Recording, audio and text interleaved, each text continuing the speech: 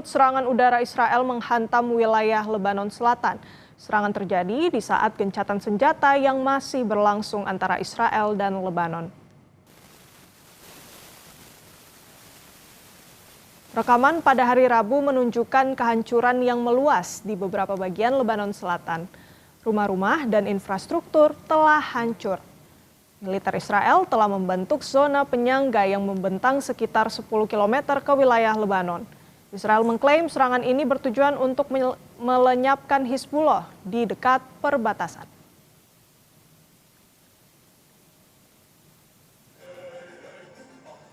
Dari Lebanon, ribuan pelayat berkumpul di Lebanon Selatan menghadiri pemakaman para pejuang Hizbullah yang tewas akibat serangan Israel.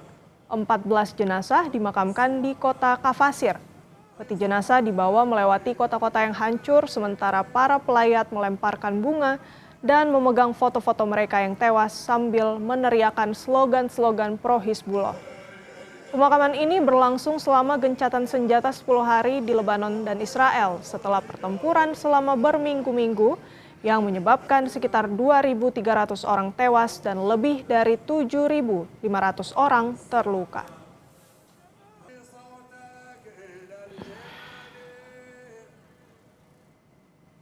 Israel-Lebanon berencana menggelar perundingan di Washington DC pekan ini. Pertemuan akan diwakili Duta Besar kedua negara untuk Amerika Serikat.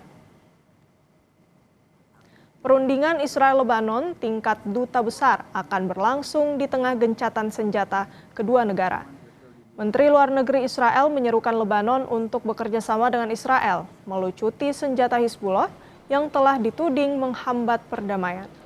Sementara kantor berita nasional resmi Lebanon melaporkan, militer Israel meningkatkan operasi di seluruh Lebanon Selatan Selasa waktu setempat. Tomorrow, the direct talks between Israel and Lebanon will resume in Washington, D.C. I call on the government of Lebanon, let's work together against the terror state that Hezbollah built in your territory.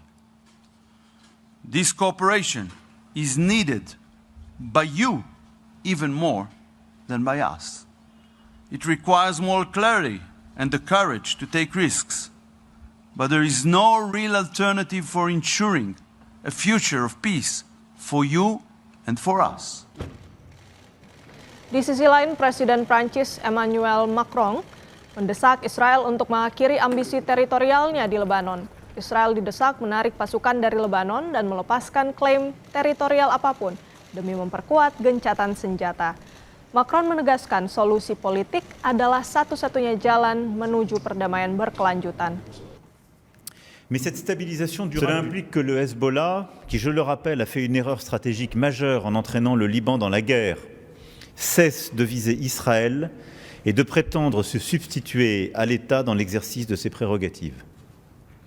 Cela implique aussi qu'Israël renonce à ses visées territoriales et comprenne que la condition de sa sécurité est un État libanais fort et non une politique du chaos.